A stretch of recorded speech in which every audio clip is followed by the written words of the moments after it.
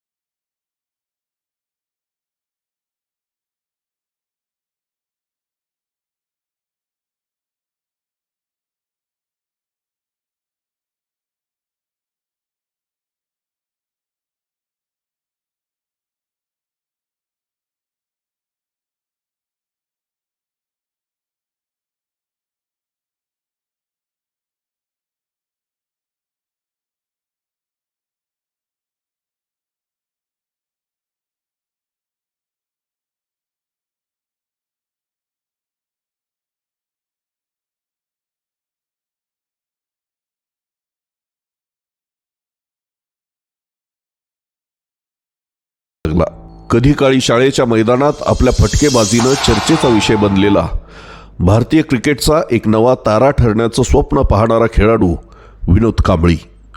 तोच विनोद जो शाळेतील 6 वाऱ्या मारत सचिन तेंडुलकर सोबत क्रिकेटच्या पुस्तकात सुवर्णाक्षरांनी नाव कोरत होता. पण आज त्या विनोद कांबळीची अवस्था पाहून काळी चिरतं प्रतिभेला शाप मिळाल्याची भावना होते. हा प्रवास स्वप्नांचा नाही तर शापित गंधर्वाचा आहे. 1988 सालचा तो दिवस अजूनही क्रिकेट प्रेमींच्या आठवणीत ताजा आहे. शारदाश्रम विद्यामंदिरासाठी सचिन आणि विनोद यांनी 664 धावांची ऐतिहासिक भागीदारी रचली. मैदानावरील त्यांचा खेळ फक्त धावा काढणारा नव्हता तर भारतीय क्रिकेटला नवा दृष्टिकोन देणारा होता. 16 वर्षाचा कांबळी आपल्या फटक्यांनी मैदानावर दाद मिळवत होता तर 14 वर्षाचा सचिन त्याच्या शांत आणि धीरगंभीर शैलीने सर्वांच्या नजरा खेचत होता. पुढे आंतरराष्ट्रीय क्रिकेटमध्येही दोघांनी एकत्र सुरुवात केली आणि मैदानं गाजवले. पण नियतीने या 2 मित्रांसाठी वेगळं काही ठरवलं होतं. आंतरराष्ट्रीय क्रिकेटमध्ये सचिनच्या बॅटनं शतकांची कहाणी लिहिली तर कांबळेनं डावखुऱ्या फलंदाजाचा नवा कोरा काळ सुरू केला. डावखुऱ्या शैलीची मोहिनी आणि समोरच्याला धडके भरवणाऱ्या फटक्यांमुळे कांबळीचं नाव चमकलं. पण हे यश कायम राहिलं नाही. तो मॅचच्या आदल्या रात्रीही दारूच्या नशेत असायचा. हे कोणी दुसऱ्यानं नाही सांगितलं तर खुद्द विनोदनं एका मुलाखतीत त्याची कबुली दिली होती. दारू, वाईट सवयी आणि बेपर्वाई या 3 गोष्टींनी कांबळीच्या कारकिर्दीला सुरुंग लावला. एकीकडे सचिन क्रिकेटचा देव बनला आणि दुसरीकडे कांबळीनं स्वतःच्या हातानं आपलं करिअर उद्ध्वस्त केलं. यशाच्या शिखरावर पोहोचण्याऐवजी तो खाली कोसळत गेला. त्याच्यासाठी दारू ही फक्त सवय नव्हती तर त्याच्या करिअरची वाट लावणारी मुख्य कारणं होती. आंतरराष्ट्रीय क्रिकेटमधून बाहेर पडल्यानंतर कांबळी पार्ट्यांमध्ये मशगूल झाला. त्याच्यावर दारूच्या नशेत गाडी चालवण्याचे, पत्नीला मारहाण केल्याचे गुन्हे दाखल झाले. एवढंच नव्हे तर त्याच्या आरोग्यावरही या वाईट सवयीने मोठा परिणाम झाला. 2013ला विनोद गाडी चालवत असताना त्याला हार्ट अटॅक आला. तेव्हा एका पोलीस अधिकाऱ्यानं रुग्णालयात नेऊन विनोद कांबळी याचा जीव वाचवला होता. त्यावेळी त्याची अँजिओप्लास्टीसुद्धा करण्यात आली होती. विनोद कांबळी हृदयविकारासह डिप्रेशनचा देखील सामना करत आहे.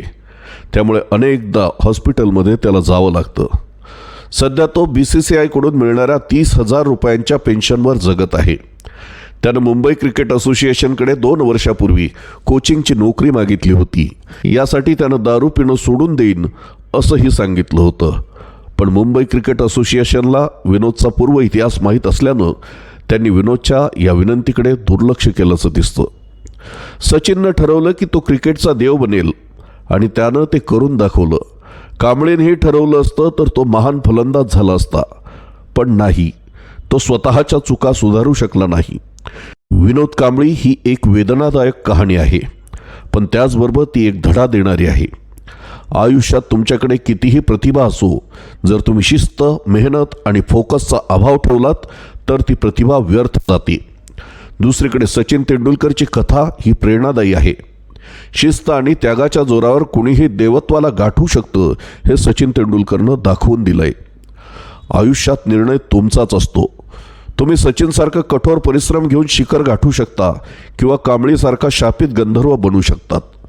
स्वप्नांकडे धावायचं की नशेत बुडवायचं याचा निर्णय तुम्हीच घ्यायचा असतो. प्रतिभा तुमचं भविष्य ठरवत नाही. तुमची मेहनत आणि निर्णय यावर तुमचं आयुष्य उभं असतं. तुम्हाला कोण व्हायचंय हे तुमच्याच हाती आहे. तुम्हाला मास्टर ब्लास्टर सचिन तेंडुलकर व्हायचंय की शापित गंधर्व विनोद कांबळी हे तुम्हालाच ठरवायचंय.